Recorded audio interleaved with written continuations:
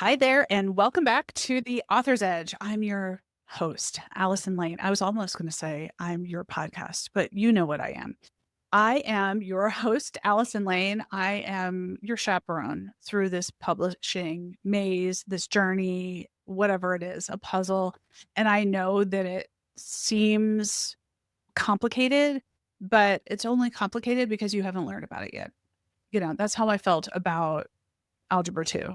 And then once you get it, you're like, oh, okay, I get it. They didn't tell you that instead of numbers, they changed the numbers to letters. And now, like 2x equals 4, x equals 2.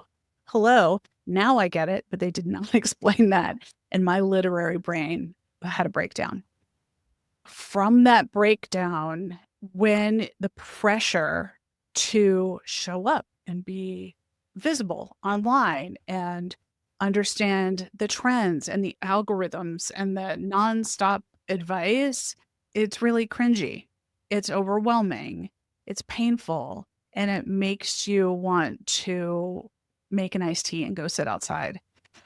And it's not because you're lazy or it's too much for you. And also, other people aren't getting it when you can't. It's that you're busy and you're trying to be great at doing the work that you actually do. And being visible feels like another full-time job. That we don't want that to happen. We want you to be sharing what you know outside of the job that you're in, because that's the world we live in now. You don't have to live in the tiny box of the occupation, the one job, because you're missing opportunities to contribute, whether it's media or speaking or clients or just credibility. How do you show up consistently without selling out or burning out? That's why we're here. So don't worry about it. Today, I'm talking to Valerie Morris, who's a marketing strategist who helps authors and executives and experts build standout personal brands that are true and right and can be folded into your life, that won't feel like you are chipping away at your sleep time or your family time or your chillax time. So, Valerie, I'm so ready for you to break down what really works right now, from LinkedIn to launch strategies, and how people can choose the right activities that fit for them. So let's get into it. Yeah, thanks so much for having me. And I just have to say, hands up, say it again for the people in the back, like what you just shared, all accurate. Like when I launched my book and I worked through my first book, it was all the same things. It's like you don't know what you don't know. And they need podcasts like yours to help break down here's what to focus on, because there is so much noise out there. There's so And many opinions. right, there's no way you can know everything. And when the thing is, when you're a grown up and you've achieved a certain level of success, you're used to learning it all so that you can be, director of PR or marketing maven or a physician in an ER. So you're used to learning all the things, but that's not actually helpful in this. You don't have to start from the beginning and become an expert in this too. You already have enough to do. I Well, love a and a lot of Pete. people only put out one book. And so it's a lot of work to figure out, how do I make this one book work well? When if you can find somebody that knows the process and knows what you should focus on, what you shouldn't, it just helps eliminate a lot of that stress. And I just found, like, as I was looking through what to do, what not to do for my own book through my marketing lens, I obviously had the marketing intuition to guide me. But I would say Sure. trust your gut so much in this process. If something sounds too good to be true or spammy, it probably is. And I see that a lot in this space. So when you come across things that feel authentic and feel genuine and feel like, okay, that makes logical sense as to why this would work for launching a book or getting my book live. That's the stuff I lean into. Yeah. I have joined programs or taken classes Yeah. just in hopes that someone will say, do this, not that. Like, don't research anything. You don't need to know all the things. This is the only thing you have to do. If someone else says you should go on a retreat, just know that's a $15,000 experience that's like taking a vacation with strangers. That's not will actually get you to the goal that you've set. Now, if you don't have a goal, then maybe a retreat is the right thing for you. And that's a good Right. use of your nickels. But it's having someone say, go left, not right, or it's door number Yeah. 2. Yeah. So much And easier. there's so many doors you could open. Yeah. You need somebody to say, these are the ones you should focus on opening. Yes. I find myself with my clients saying this phrase over and over again. Oh, you don't need to do that. No, no, don't do that. Wait, I don't need to do that? No, I have a shortcut for that. Or no, no one needs that. Don't just take it off the list. So when we're talking about mistakes like that, because we're kind of like speaking in generalities, what's a mistake people making when it comes to building their presence as a standout voice? I think one of the, oh gosh, there's a few that come to mind, but the one that comes to mind the most, and I've been talking with people, even other friends who are in marketing, they struggle with this as well. But authors, I think, struggle with this even more because it's so easy to be behind your computer, typing away. Pen names are a thing in this industry, whereas in other industries, you wouldn't hide behind somebody else's name. You would just put yourself out there. But so many authors, they don't put their face, they don't put their name out there as prominently as they could or should. And I see them pushing the title of their book, which is great, but they don't realize that they are the brand. The book is a product of that author brand. That's what I say. We are steal your words. winning. No, I'm so glad that someone else agrees. Like you are the Yeah. brand. Your book is a product. Oh my God. Yes, And Valerie. so many people, they like shrink and they hide away from that when really they need to be putting themselves more forefront because people are going to connect with you. They're going to connect with your story and why you even wrote the book in the first place. And that's going to connect people to your message even more. There's a bunch of people that like, I love podcasts. I love listening to podcasts. Yeah. I live in the country, and so I drive a lot. I listen while I drive. I listen on dog walks, all the things. And I had an author that's also a podcaster that I've been following for years, released a book this spring. And I didn't even really pay much attention to what it was about. I just knew I liked her stuff. And so I bought the book. It was all about her. The podcast, the book, her courses, her quizzes, all of those things are centered around her.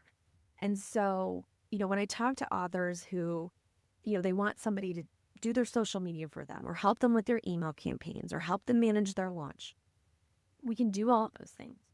But if you're not willing to get in front of a camera and have some photography taken or take some selfies or amateur photography of you out in the world showing you're interacting with your book with other people, you're really missing out on a very key element that other authors are leveraging in such a great way. But your personal brand makes a difference. And what's encouraging for what I see, if somebody's willing to embrace the author brand concept, a lot of people already have that personal presence in one way or the other. They already might have a LinkedIn profile. It may not always be completely direct line of communication or theme to what their book's about, but they already have people who like and care about them and their subject matter. And as long as the book's not coming out of left field, most people have some idea of your values, your story. And so depending upon what the book is about, you already have a built-in audience in some cases. And if you just tap into that, you're one step further along. You don't have to start from scratch. Oh my gosh. Okay. So many things that I want to dig in on. Okay. The thing about people waiting and they want to talk about the book without talking about themselves. And I find that when they want to talk about the book, they want to talk about the plot. Even when it's nonfiction, they're like, no, people really need, like in chapter 3, I go into this, and I think people really need that. Nobody wants to be sold to. And the step that authors can lean into is to talk about the need for the book. But even if it's a year before the book comes out, Yeah. what I hear a lot is I have to plan when I'm going to start marketing the book. Like, I think you're using the term marketing for selling, and no one wants to be sold to. Right. So you don't have to wait to start talking about the need, the risk of not having this book, why culturally we all need to talk more about this topic, or the value of collaborating around, even if you're writing fiction, there are themes. I mean, think about the movie. It ends with us. It starts with us. I don't know. I didn't see the movie. Yeah, the Colleen Hoover books. But the whole plot is about intimate partner violence. That's the conversation that is had, not here's what happens in this scene. And despite setting aside the drama of the actors, but when any actor is in their movie promo, Tom Cruise is doing the movie promo. How many people have seen him jump out of a helicopter behind the scenes with the director in the helicopter going like, oh, I'm not going to go. And all the promo is all about how Tom does his own stunts and how elaborate that is. And versus the plot of the movie, because everybody knows the plot of the movie. It's Mission Impossible. We get it. There's going to be a mission and it's going to feel impossible. Surprise. But the whole promo is about the making of the movie. It's not about the plot or who's in it or who's the villain or what the twist is. So I think people get way too, they think that 12 or even 6 months before the book comes out is the time to, like, that's when they can really start talking about the book or marketing the book. But no. So tell me, what do you tell people? What should they be talking about during that time? I mean, I have my own list, but I want to hear yours. So as far as actually talking about the book specifically, I tend to say if you're going to promote your book or market the quote unquote book, you want to make sure you're actually going to do it. So once you are 100% confident that this book is going to become a thing, you could start talking about it as if it's got the launch date, it's got the deadline you're working towards. However, the themes that go into your book, like you're just talking about, should be things that you are talking about any and all the time, because they're part of that personal brand. If you are a leadership coach for managers, you should be talking about leadership principles in the workplace all the time. Those should be things that people regularly associate with you and your name. And it's just part of the natural conversation. And honestly, you're priming your audience to learn that you are an expert in XYZ. So then when you have a book release about it, it's not a surprise at all. And actually, people are primed and wanting more from you because they've gotten a little taste here and there, but they want the meat of it, which is what's going to be in the book. And one of the other things that I think about before we hit record, we talked about the fact that I've got young toddlers. I am in the toddler phase, and I go on Instagram and I see reels of parenting experts talking about how to get your kid to eat more vegetables or behavior or gentle parenting techniques or whatever. And it's a video clip teaching me how to get my kid to eat broccoli tonight or how many times to get my kid to try a new. That same person probably has a book or will have a book about techniques to raising a kid that's not a picky eater. But that little clip about how to get my kid to eat broccoli is maybe 1 or 2 sentences in their book, and it's a 2-minute clip on Instagram or TikTok or wherever you're consuming your content. It's a little snippet that is teaching me something. It's related to the theme of a book, and it's material that could then be used in a book.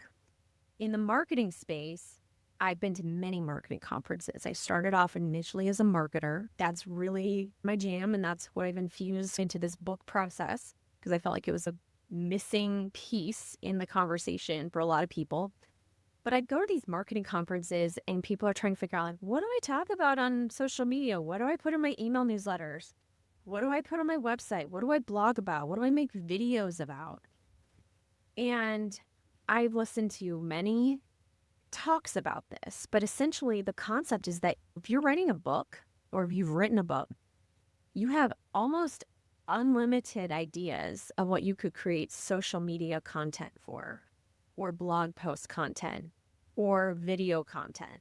You pull out 1 or 2 quotes from your book and you can create a 2-minute YouTube short talking about one topic. And you can reverse engineer that. You can build out the smaller pieces of content and compile them in a book.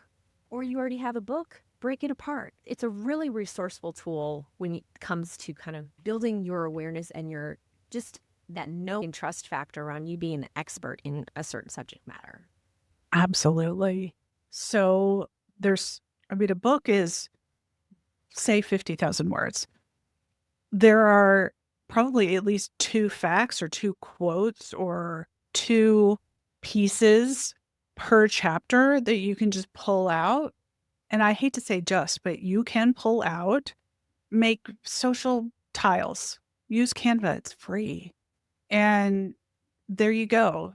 Now your book is 12 chapters. So now you have 24 social quotes. That's amazing. That's, if you're going to post once a week, which you should post more than that, but still, like, there you go. Now you have a couple a month that you have, and all you did was pull them out of your book.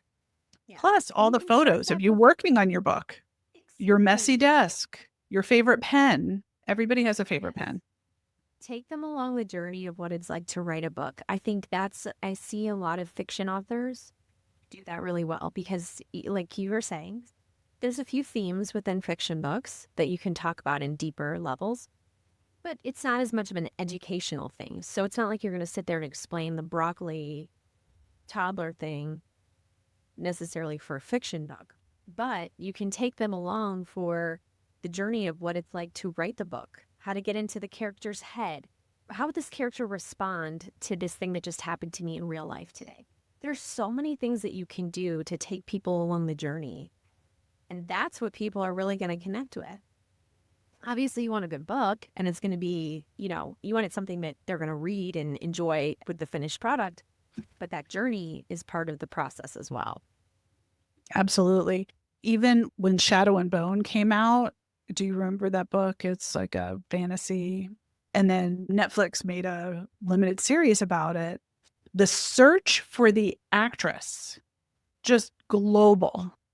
And that was marketing angle because they needed someone of a certain ethnicity who was young enough and could channel the power and vulnerability. You can tell that I really watched a lot, like some of these interviews, because I was fascinated with the Shadow and Bone books. It's a trilogy. That was a marketing angle, just that of like, how fascinating, how many people auditioned for that. It was like hundreds of people. And that's an angle. Without anything else about the storyline, you could get hooked into that. Yeah. So, yeah, when we're talking about cutting through the noise, because even on LinkedIn, there are lots of videos pop up, and I think people are getting the gist of like, it's really easy to take a selfie video, but there are a lot of bad ones. So how do you direct people to cut through and maybe skip the, missteps so that their time is productive, but they're creating quality? Yeah. I think one of the biggest things is understanding the psychology of the people in our world. Think about yourself. Think about the videos that you resonate with the most. And then think about what are they doing well? What are they not doing well? But also one of the things that I've been paying attention to a lot is, gosh, they've been saying this now for almost 10 years, but our attention span as human beings is on average less than that of a goldfish. And so it's like a few seconds of focus that we've got. So you've got to get people hooked from the beginning. Don't do these long-winded intros or whatever. Just get straight to the point, especially if it's on social media. People want to know what you're going to talk about and why. I think about when I go to a YouTube channel or I go to find a YouTube video of like how to insert blah, blah, blah on my website. I'm trying to figure out something technical and I just want to know how to do this or how to fix the filter on my lawnmower.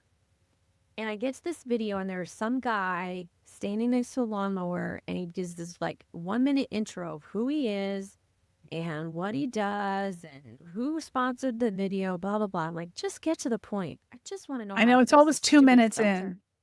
Yeah. So the best videos I'm seeing right now are at least hooking you with the question first. And then partway into the conversation, what are the best tactics to getting your book into across new eyeballs today? Hey, I'm Valerie Morris. I'm a book marketing expert who can blah, blah, blah, blah, blah. Like you just lead it in after you've given the initial hook of here's what I'm going to be talking about. That's one of the things that I've seen. And a lot of people, they're just so long-winded. You don't need a 20-minute video when a 2-minute video will suffice. And again, you can push people to get the longer clip for a podcast or a full YouTube interview or whatnot. People can click and listen to the whole thing later, but as far as like social media, the shorter the clips, the better, at least from what I'm seeing right now. So yeah, and be authentic. I think in today's world, a lot of people, especially Gen Z, they don't really want the highly produced videos. They don't want to see you with a ton of makeup on, with the fancy lights and the pristine hair. They'd rather see you out and about with the wind blowing your hair around. Maybe you don't have picture perfect makeup. Maybe there's a dog that runs behind you and ruins the shot. But they know that it's authentic. And that generation specifically can sniff that out so easily. They can tell if something's been overproduced versus feels more authentic. And especially in the world of AI today, I think having that authenticity where it's like, oh my gosh, I sneezed or I coughed in the middle of this video, just keep going. But it shows that it's actually you. Right. Because You're not AI videos are creating going to have primetime talk in the middle. TV or a television Yeah. show, right? And people want to connect with the real you. I think that's one of the things. The more and more I'm seeing AI take over in certain aspects, the more I'm personally drawn to these real-time conversations where we're getting texts from the principal at our kids' school right before we hit record on a podcast. That did just Because that's happen real life. just now. But I appreciate that interaction so much more than something that's so pristine and perfect that people are like, is this really Valerie or is this an AI avatar? Oh my gosh. I just recently tried to create an AI photo of myself, and the photo is so ridiculous. All I did was feed it my images, like Right. 15 pictures of myself. And then I clicked create something, and it created something that was essentially me as a sorceress in a cave. I fed it headshots. There's like lightning bugs behind me. I'm wearing a cloak that's like the sorcerer's apprentice. I have dimples, which I don't. And my hair is like super long and braided. All the pictures I gave it, my hair is the same, like this is me. It's like, who is in the machine who thought that was the assignment? Super weird. Not that I would not love to be a sorceress. I mean, who doesn't want some magic powers? Don't get me wrong. Like, some of this stuff is fun, but A lot of it, I think, the more and more we see the stuff where we know it's not real, when we do see the real stuff, especially from somebody where they're the personal brand of the book or the author brand, it just carries so much more meaning. And I think Yeah. it's only going to continue to carry more meaning. Those authentic interactions are going to be so much more valuable here in the future. Yep. Oh, okay. Let's pivot. Tell me about a book you love right now. Okay, I'm going to be a little cliche, but I have been reading Mel Robbins' Let Them Theory book. The Let Them Theory. Yes. And I know it's so popular, but there's a lot of wise words in that book.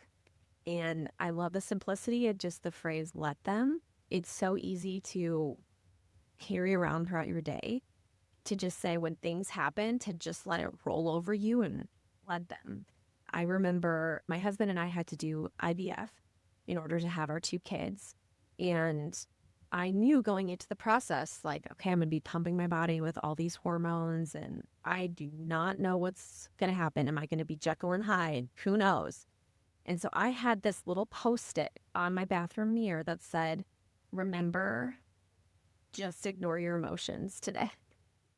And I had that on there just during, not that I should ignore my emotions forever, but just during those couple of weeks when I was taking all the medications and all the things, I just knew I might be a little bit more irritable, and to just imagine those emotions just flying right over my head. And Mm. as I've been reading the Let Them Theory book, I've been having similar kind of reminiscence of that Yeah. time frame of just, it's okay. I can let that thing happen around me, or I can let that person say whatever, and I don't have to let it control how I'm responding. So, yeah, I'm enjoying that one. So, for what that's worth, it Well, I sounds think it's really cliche, but applicable it's a good to one. authors who are launching their books and they get in their heads, they see somebody else do something like, maybe I should do that. No, let them do their marketing plan. You are owning your marketing Yeah, plan. Well, they're speaking at this conference, but that conference isn't for you. that's not That's your industry. that's not your industry. Yeah. Or somebody else is starting a Facebook group. You don't need to be a part of it. So it sort of Right. goes both ways, whatever they say, and also whatever you do, and whatever you see someone else do, and you think, should I be doing that?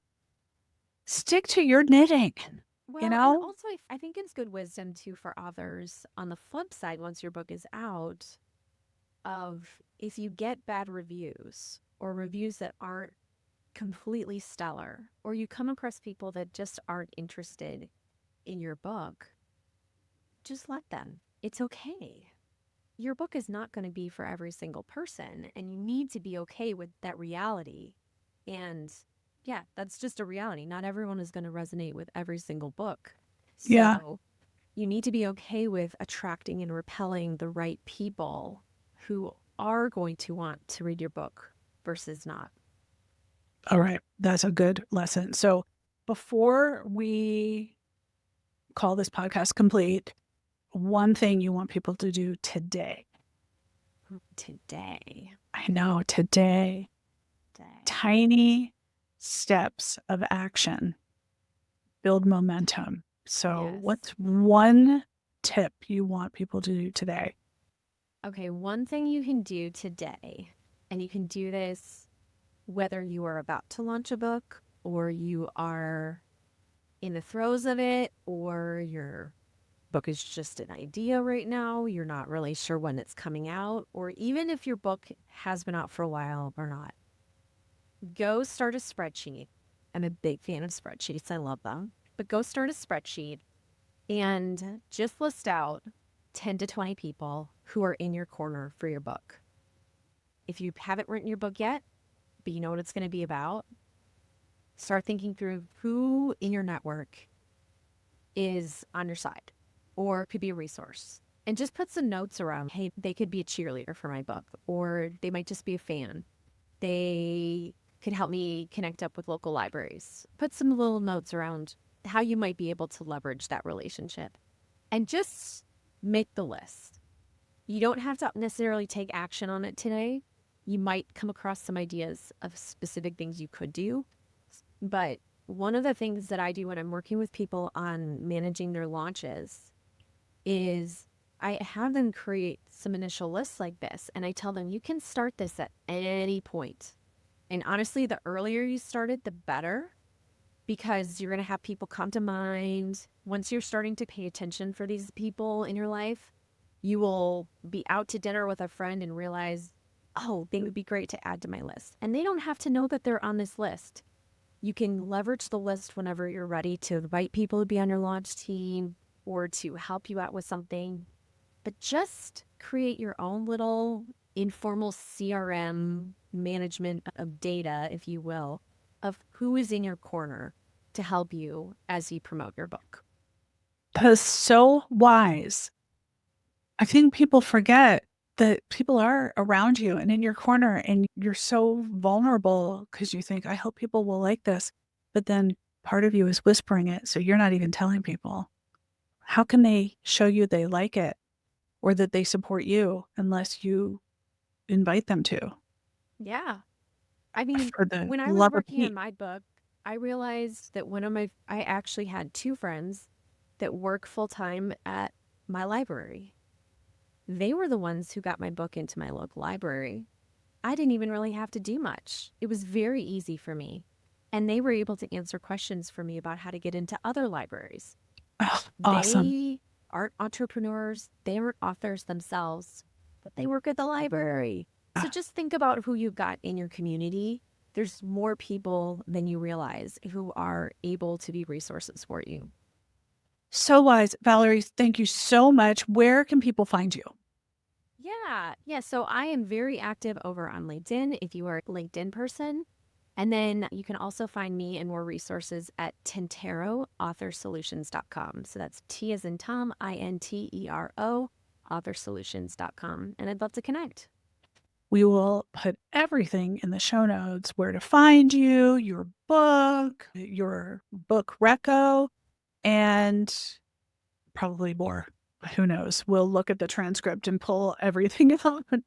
Thank you so much. And you driving around looking for the parking place while you're trying to figure out how you're going to get shorts for your 14-year-old daughter that actually cover her tuchus. I don't know if that's you. It certainly has been me recently. Listen, this is your future. More direct, more simple actions that you are clear and confident about taking. That's what we do here. If this is speaking to you, please leave a review and leave a 5-star review. If you're going to leave anything less than that, email me and tell me, what else do you want? I can take feedback. Feedback is a gift. But leave a review and share it with someone. People need support, and you can be that person. And until next time, I know you have an edge as an author. So lean into it. Okay, next time.